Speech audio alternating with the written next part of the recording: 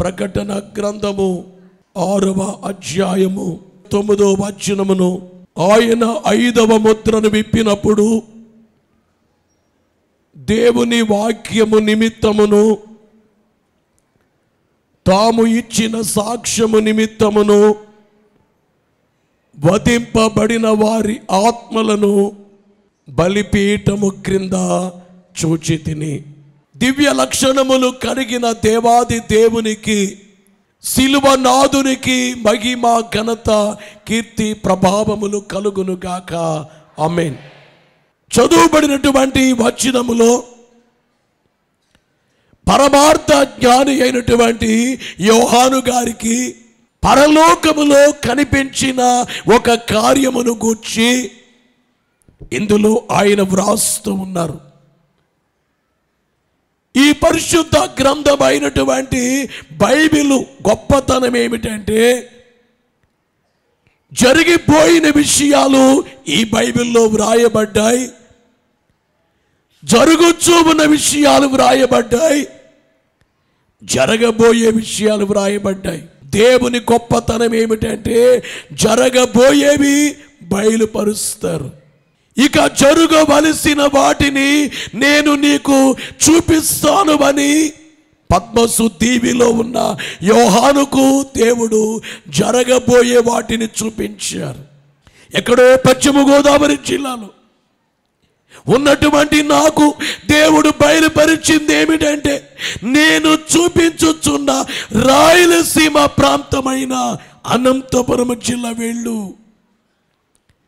నిన్ను నిలవబెట్టుకొని అద్భుతమైన కార్యములు జరిగిస్తాను, విస్తారమైన ప్రజలు వస్తారు అని ప్రభు చెప్పారు. నాకు అనంతపురం జిల్లా అంటే తెలియదు, కర్నూలు కడప ఈ జిల్లాలకు అడుగు పెట్టలేదు. దేవుడు జరగబోయేది ముందుగా చూపించినటువంటి కార్యం. అందుకనే మీ అందరికి చెప్పేది ఏమిటంటే, తెల్లవారుజామున 1 గంట సేపు మోకరించండి.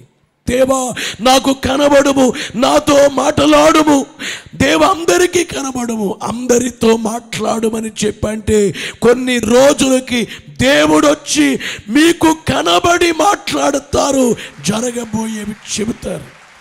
ప్రియులారా, యోహాను గారికి కనబడినది ఏమిటంటే, పరలోకములో ఒక బలిపీఠము కనిపించిందట. ఆ బలిపీఠము క్రింద ఆత్మలు కనిపించాయట. ఆత్మలు, చనిపోయిన వారి ఆత్మలు ఆడున్నాయట. చనిపోవడం కూడా కాదు, వీళ్ళు చంపబడిన వారి ఆత్మలు. అనగా వీళ్ళు చనిపోలేదు, ఏదో 90 ఏళ్ళు 100 ఏళ్ళు వయసు వచ్చి చనిపోయినోళ్ళు కాదు. మరెలాగా చంపబడ్డారట వీళ్ళు? దేవుని వాక్యము నిమిత్తమును, తామిచ్చిన సాక్ష్యము నిమిత్తమును వధింపబడిన వారి ఆత్మలను. అందరూ జాగ్రత్తగా వినాలి.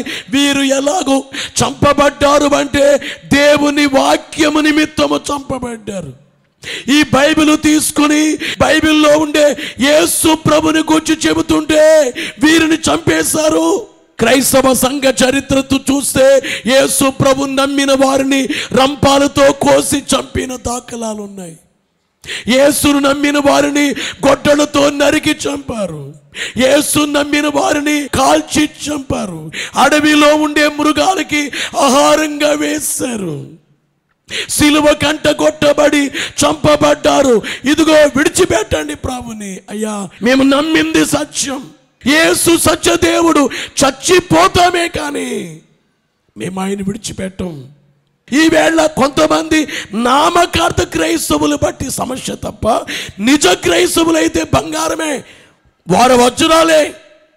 నామకార్థ క్రైస్తవులైతే వర్షం వస్తే మేము ప్రార్థనకి వెళ్ళాం, ఎండొచ్చింది ప్రార్థనకి వెళ్ళాం, మంచుగా ఉంది వెళ్ళాం, చలిగా ఉంది వెళ్ళాం, దేవుడు అక్కర్లేదు అంటారు. కానీ నిజమైన వాళ్ళైతే బండ మీద పునాది కలిగిన వాళ్ళు, విశ్వాసము కలిగిన వారు, బండ మీద పునాది కలిగిన వాళ్ళు, ఏది ఏమైనా కానీ మేము విడిచిపెట్టము దేవుణ్ణి, వీళ్ళు విడిచిపెట్టము అన్న వారిని యేసు ప్రభు వారి యొక్క బోధ చెబుతుంటే వీళ్ళని వధించేశారు, చంపేశారు. అలాగే యేసును గూర్చి సాక్ష్యం చెబుతున్నారు. అయ్యా నేను మారానయ్యా, నేను నా జీవితం మార్చారు, నా హృదయంలోకి యేసు వచ్చారు, సాక్ష్యము చెబుతున్నాను నేను. ఎప్పుడైనా చూడండి, యేసును నమ్మినప్పుడే, యేసుని హృదయంలోకి వచ్చినప్పుడే ఎనలేని సంతోషం. ఈ సంతోషాన్ని అనుభవించిన వాడు మాత్రమే చెప్పగలరు. నిజంగా నీ పాపాలు ఒప్పుకొని క్షమించమని అడిగి యేసు నాలోకి రండి అని పిలవండి, మీకు ఎంత ఆనందమో. డబ్బులు సంపాదించినప్పుడు అలాంటి ఆనందం లేదు, ఆస్తులు కలిగినప్పుడు లేదు, ఉద్యోగం వచ్చినప్పుడు ఉండే ఆనందం కంటే యేసు నీలోనికి వచ్చిన ఆనందమే అసలు దాని గురించి వివరించటానికి వీల్లేదన్నమాట. అంత బాగుంటుంది. అందుకే యేసు ప్రభుని నిజంగా నమ్మిన వారు శ్రమలున్నా కానీ సంతోషంగా ఉంటారు. సంతోషంగా యేసు మహారాజుకు చాలా ఆనందంగా గడుపుతారు. ఎందుకంటే నా లోపల యేసునాథుడు ఉన్నారు కాబట్టి భయమేలా. నా హృదయము వింతగా మారేను, నా హృదయము వింతగా మారేను, నా హృదయము వింతగా మారేను. యేసు నాలో వచ్చి చేతులు పైకెత్తు. యేసు నమ్మిన వారు ఏమంటారు? నా హృదయం వింతగా మారిపోయింది. కారణం ఏమిటంటే యేసు నాలోనికి వచ్చినందున. అలాగని బాప్తిస్మాన్ని పొందిన వాళ్ళందరిలో యేసు లేరు అంటే వారు పొందారు కానీ యేసునే రానియలేదు. ఇంకా హృదయం అనే తలుపునొద్ద యేసునాథుండు నిలిచి సదయుడగుచు తట్టుచుండు సకల విధములను. హృదయం అనేడు తలుపునొద్ద యేసునాథుండు నిలచి సదయుడగుచు తట్టుచుండు సకల విధములను. నిలచి సదయుడగుచు తట్టుచుండు. తట్టుతున్నారట. అమ్మా నీలోకి వస్తాను, కుమారుడా నీలోకి వస్తాను. కానీ మనిషి ఏమంటున్నాడు? నాకు వ్యభిచారం కావాలి, పాపాలు కావాలి, లోకము కావాలి, నాకు డబ్బే ముఖ్యం, స్త్రీ ముఖ్యం, పురుషుడు ముఖ్యం, పిల్లలు ముఖ్యం, మీరు నాకొద్దు. హృదయం అనబడే తలుపు ఎంత కాలమైనా యేసు ప్రభు నమ్మి 50 ఏండ్లైనా కానీ ఇంకా తలుపు తెరవని వ్యక్తులు కనబడుతున్నారు. ఎంత విచారకరము. మీ అందరికీ చెప్పేది, ఈ రోజైనా తలుపు తెరువు. ప్రభువా రండి, నన్ను సృష్టించిన దేవా, మీరు కాకుండా ఎవరు వస్తారు? మీరుండాలి. కానీ నా హృదయములో సైతాను ఉన్నాడా? నా హృదయములో అపవాది ఉన్నాడా? దయ్యాలు ఉన్నాయా? పాపముందా? వీటన్నిటిని తోలేసుకుని శుభ్రం చేసి యేసు రక్తముతో హృదయాన్ని కడిగేసుకుని నా హృదయములోనికి మిమ్మల్ని ఆహ్వానిస్తున్నాను నాయనా. నేను ఎప్పుడో మాట అంటాను, అన్నం తిన్నవాడికి తిన్నట్టుగా తెలుస్తుంది. యేసు ఎవరిలో ఉన్నారో ఉన్నవాడికి ఉన్నట్టుగా తెలుస్తుంది. నీలో యేసు ఉంటే నీకు తెలుస్తుంది. ఎలాగా? నీలో ఉండే ఆనందం ప్రభు నీలో ఉన్నట్లుగా నీకు అనిపించేస్తుంది. యేసు నీలోకి వచ్చినప్పుడు తెలుస్తుంది, వెళ్ళిపోతున్నప్పుడు తెలుస్తుంది. అని వెళ్ళిపోతారా? వచ్చినప్పుడు వెళ్ళిపోయే సందర్భాలు కూడా ఉంటాయి. మీరే ఉన్నారు, మీ బంధువుల ఇంటికి వెళ్ళారు, మిమ్మల్ని పట్టించుకోలేదు, అక్కడికి వెళ్తారా మీరు? మరి యేసుని నువ్వు పట్టించుకోకపోతే యేసు నీలో ఎలాగుండాలి? నీకు అర్థం కావట్లేదు. నువ్వు పాపం చేస్తానంటావు, లోకంలో ఉంటానంటావు, దేవునికి దూరంగా జీవిస్తానంటావు, నీవు పాపిగా ఉంటానంటావు, యేసు నీలో ఉండాలంటావు. ఏది న్యాయం ఇది? ప్రభునందు ప్రియులరా, మీ అందరికీ చెప్పే మాట ఏమిటంటే, బలిపీఠము కింద ఆత్మలున్నాయి.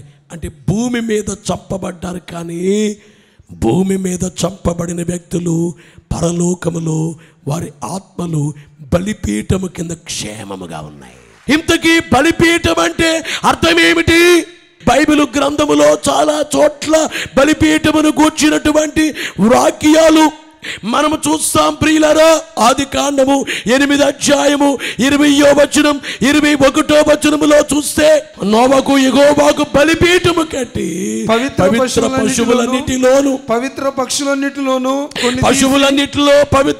పక్షులన్నిటిలో కొన్ని తీసుకొని ఆ పీఠం మీద దహన బలి కొన్ని పశువుల్ని కొన్ని పక్షుల్ని నోవహు జల ప్రళయమైన తరువాత బలిపీఠం మీద బలిచ్చారు. ఆది కాండం 12వ అధ్యాయం 7వ వచనం, అబ్రాహాము ప్రత్యక్షమై నీ సంతానమునకు ఈ దేశం ఇచ్చేదనని చెప్పగా అతడు తనకు ప్రత్యక్షమైన యెహోవాకు బలిపీఠమును కట్టెను. ఓ బలిపీఠాన్ని కట్టాడు.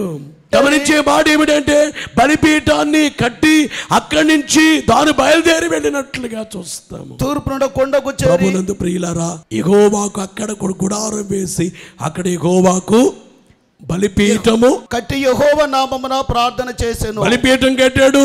ఆ బలిపీఠం మీద కొన్నిటిని బలి అర్పించి అప్పుడు ప్రార్థన చేస్తాడు. బలిపీఠం ఆది కాండము 35వ అధ్యాయము 1వ వచనము నుంచి చూస్తే అక్కడ యాకోబు కట్టిన బలిపీఠాన్ని చూస్తాం. అక్కడ బలిపీఠమును కట్టుమని చెప్పగా దేవుడే చెప్పారు, బేతేలుకి వెళ్ళి అక్కడ నీవు యాషావు ఎదురు పారిపోయినప్పుడు నీకు కనబడిన చోట్లో బలిపీఠము కట్టమని దేవుడు తెలియచేశారు. ఈలోగు బైబిల్ గ్రంథములో ఆది కాండము నుండి ప్రకటన వరకు చాలా చోట్ల బలిపీఠం బలిపీఠం బలిపీఠం. అసలు ఎందుకు బలిపీఠం? ఈ రోజు ఉందా బలిపీఠం? 2000 సంవత్సరాల క్రితము కల్వరి కొండపై సిలువ అనే బలిపీఠం మీద యేసు క్రీస్తు అనే పస్కా పశువు, యేసు క్రీస్తు అనే గొర్రె పిల్ల, యేసు క్రీస్తు అనే గొర్రె బలి అర్పించబడ్డారు. కాబట్టి యేసునాథుని బలితో బలులన్నీ ఆగిపోయాయి. బలో యేసు మహారాజుకు. కాబట్టి ఇప్పుడు ఎవ్వరు ఏం చేయకూడదు, బలులు అర్పించకూడదు, అలా తినకూడదు. పస్కా పశువు యొక్క మాంసాన్ని తినేదే ప్రభు భోజన సంస్కారం. అందుకొను రొట్టెతో ఆయన శరీరము అందుకొందుము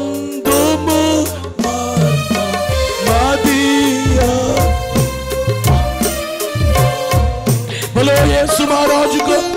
ఇంతకీ గమనించే మాట ఏమిటంటే బలిపీఠం అంటే సిలువ.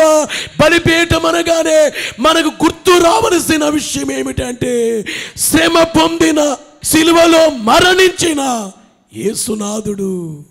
అందుకే సిలువ ధ్యానం, సిలువ కార్యాన్ని ఎప్పుడు మర్చిపోకూడదు.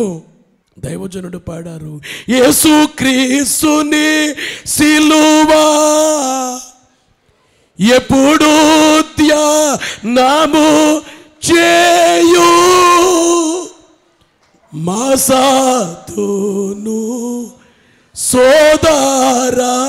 యేసు క్రీస్తుని సిలువ ఎప్పుడు అంటే ఓ రోజు కాదు, ఎప్పుడు ధ్యానము చేయు మాసతో సోదరా. నేను ఆ సిలువను మనస్సుతో జ్ఞాపకం చేసుకుంటాను. నా మనస్సులో ఎప్పుడు సిలువను మర్చిపోను. ఎందుకంటే సిలువ లేకపోతే విలువ లేదు. సిలువ విలువిచ్చింది. సిలువ లేకపోతే నేను పాతాళానికి వెళ్ళాలి. సిలువ లేకపోతే నేను నరకానికి వెళ్ళాలి. సిలువే నా పాపాలు తొలగించింది, నా పాప భారాన్ని తొలగించింది సిలువే, నా వ్యాధిని తొలగించింది సిలువే. ఈ రోజు స్వస్థత కూటాలు జరగటానికి కారణము సిలువే. సిలువని బట్టి స్వస్థత.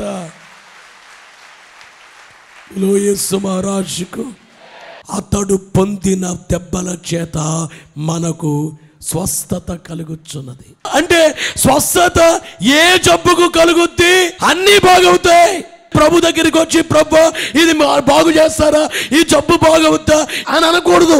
ఎందుకంటే అన్ని రోగాల కొరకు యేసు సిలువేయబడ్డారు. అన్ని రోగాలు ఆయన భరించారు. అన్ని వ్యాధులు సిలువలో భరించి మనకు లేకుండా చేశారు. మన బదులు ఆయన బాధ పొందారు. మన బదులు ఆయన మరణించారు. యేసు ప్రభు దగ్గర ఏ జబ్బుకైనా మందు ఉంది. యేసు ప్రభు దగ్గర ఏ సమస్యకైనా పరిష్కారం ఉంది.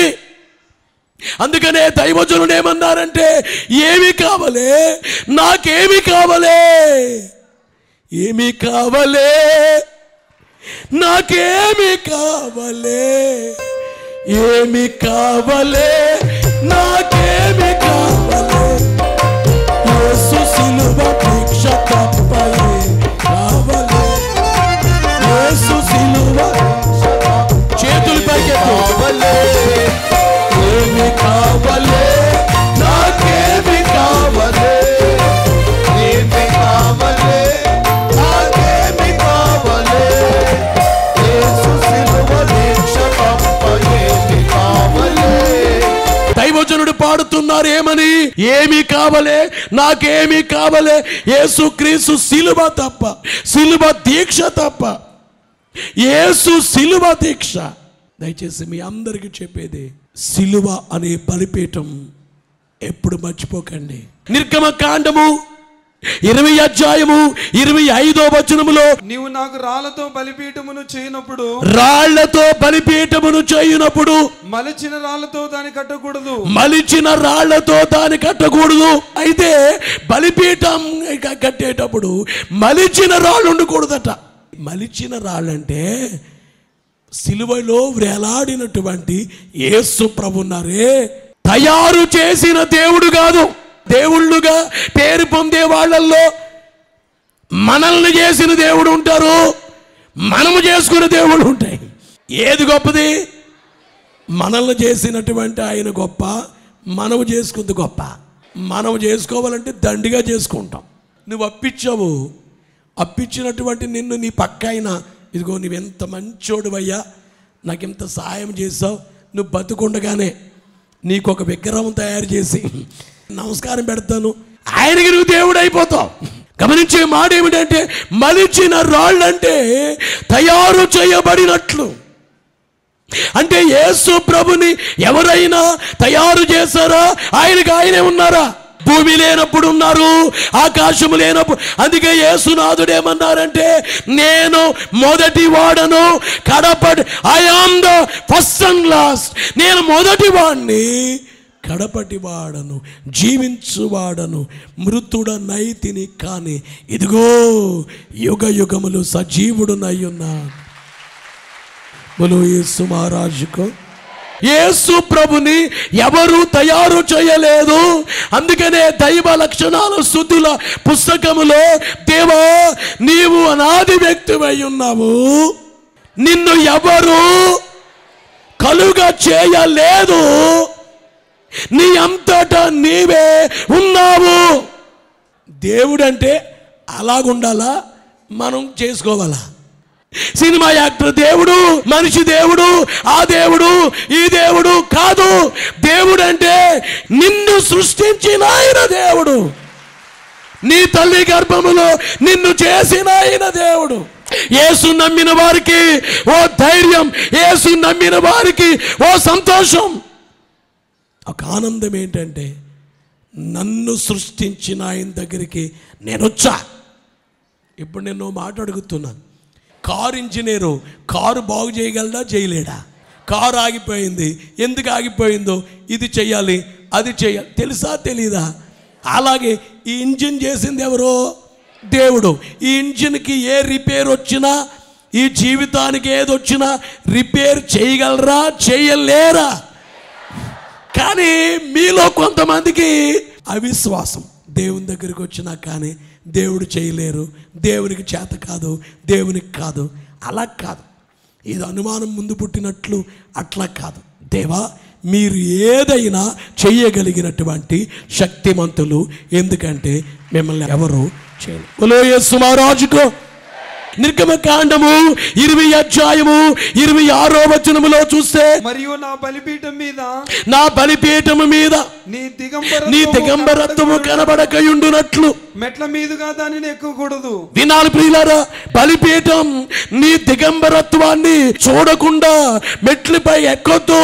నేను చూస్తుంది బలిపీఠం. అంటే బలిపీఠానికి ఉండేది ఏమిటంటే చూచే శక్తి ఉంది. బలిపీఠానికి కన్నులున్నాయి. అంటే మీ అందరికి చెప్పేది ఏమిటంటే యేసునాథుడు అందరినీ ఆయన చూస్తున్నారు. బలిపీఠానికి కన్నులు అంటే అర్థం ఏమిటంటే అందరి వైపు ఆయన నేత్రాలు ఉన్నాయి. సాధారణంగా కొంతమంది ఏమనుకుంటారంటే కష్టాల్లో ఉన్నప్పుడు దేవుడు చూడాలి, పాపము చేస్తున్నప్పుడు దేవుడు చూడకూడదు అనుకుంటారు. దేవుని నేత్రాలు చూస్తున్నాయా, చూడట్లేదా? ప్రకటన గ్రంథములో 3 అధ్యాయం 14వ వచనములో సత్య సాక్షి యేసునాథునుకున్న పేరేమిటంటే ఆయనే సాక్షి. నిన్ను చూచి ఆయనే, నేనే చూచాను నిన్ను అంటారు ఆయన. సత్య సాక్షి అయిన వాడు చెప్పు సంగతులేవనగా, అంటే యేసునాథుడు అందరినీ చూస్తున్నారు. రాజుల మొదటి గ్రంథం 13 అధ్యాయం 1వ వచనం, అంతటా దైవజనుడైన యొక్కడు యెహోవా చేత సెలవు నొంది యూదా దేశం నుండి బేతేలునకు వచ్చెను. ధూపం వేయుటకై యెరోబాము ఆ బలిపీఠం నొద్ద నిలిచి ఉండగా ఆ దైవజనుడు యెహోవా ఆజ్ఞ చేత బలిపీఠమునకు ఈ మాట ప్రకటన చేసెను. బలిపీఠమా యెహోవా సెలవిచ్చినదేమనగా దావీదు సంతతిలో యోషియా అనే ఒక శిశువు పుట్టును. నీ మీద ధూపం వేసిన ఉన్నత స్థలము యొక్క యాజకులను అతడు నీ మీద అర్పించును. అంటే బలిపీఠముతో మాట్లాడుతున్నారు. బలిపీఠానికి చెవులు ఉంటాయి, అలాగే యేసునాథునికి చెవులు ఉన్నాయి. మలాకీ గ్రంథము 3 అధ్యాయము 16వ వచనములో చూస్తే, అప్పుడు యెహోవా యందు భయభక్తులు గలవారు ఒకరితో ఒకరు మాట్లాడుకొనుచుండగా యెహోవా చెవియొక్కి ఆలకించెను. వినాలి, దేవుడట ఆయన భయభక్తులు కలిగిన వాళ్ళు ఆయన వింటారట. నువ్వేం మాట్లాడుకున్నావో నీ మాటలు ఆయన వింటారు. బలిపీఠానికి చెవులున్నాయి. లేవియ కాండము 1వ అధ్యాయము 9వ వచనములో చూస్తే, అది యెహోవాకు ఇంపైన సువాసన గల దహన బలియగునట్లు యాజకుడు దాన్నంతయు బలిపీఠం మీద దహింపవలెను. అంటే బలిపీఠానికి ముక్కుంది, వాసన. నీ దగ్గర ఏ వాసన వస్తుందో, దుర్వాసన వస్తుందా లేక మంచి పరిమళ వాసన వస్తుందా గమనిస్తారు. నీ స్తుతులు, నీ ప్రార్థనలు ఆయనకి సువాసన లేక ఉండాలి. నీవు సమర్పించే కానుకలే ఆయనకి సువాసనగా ఉండాలి. బలిపీఠం సువాసన గ్రహిస్తుంది. ఎఫెసీ 5:2వ వచనములో చూస్తే, క్రీస్తు మిమ్మల్ని ప్రేమించి పరిమళ వాసనగా ఉండుటకు, ఆయన ఎలా ఉండడానికి పరిమళ వాసనగా ఉండుటకు మన కొరకు తన్ను తాను దేవునికి. యేసునాథుడు ఎలా ఉన్నారు? పరిమళ వాసన. మనం ఆయనకి పరిమళ వాసనగా ఉండాలి, ఆయన మనకు పరిమళ. ఓ మాటలో చెప్పాలంటే ఈవేళ యేసు ప్రభుని వాసన చూచిన వారెవరో ఆయన్ని విడిచిపెట్టి బ్రతకలేరు. ప్రకటన 16:7వ వచనములో చూస్తే, అవును ప్రభువా దేవా సర్వాధికారి నీ తీర్పులు సత్యములను న్యాయములనై ఉన్నవని బలిపీఠము చెప్పుట వింటిని. బలిపీఠము సాక్ష్యం చెప్పుద్ది. తండ్రిని గురించి సాక్ష్యం అంటే ప్రభు సాక్ష్యం చెప్తారు, ఆయన మాట్లాడతారు, తెలియచేస్తారు. కనుక ప్రభునందు ప్రియులారా, బలిపీఠాలు కొన్ని రకాలు ఉంటాయి. ఒకటి మంటి బలిపీఠం, నిర్గమకాండం 20 అధ్యాయం 24లో మంటి బలిపీఠం. రెండోది రాళ్ల బలిపీఠం, నిర్గమకాండం 20 అధ్యాయం 25వ వచనం. మూడోది ఇత్తడి బలిపీఠం, నిర్గమకాండం 39 అధ్యాయం 39వ వచనం. నాలుగోది సువర్ణ బలిపీఠం, ప్రకటన గ్రంథం 8 అధ్యాయం 3వ వచనం, 9 అధ్యాయం 13వ వచనం. బలిపీఠం అనగా బలి అర్పించబడిన క్రీస్తు, శ్రమ పొందిన క్రీస్తు. ఆ శ్రమ పొందిన క్రీస్తు వైపే మనము చూడాలి. బలిపీఠము కింద ఆత్మలు ఉన్నాయి. ఈవేళ బ్రతికిన మనము శ్రమల్లో ఉన్న మనము, చిక్కుల్లో ఉన్న మనము, బాధల్లో ఉన్న మనము యేసుక్రీస్తు బలిపీఠము కింద మనందరము ఉంచబడుదము గాక.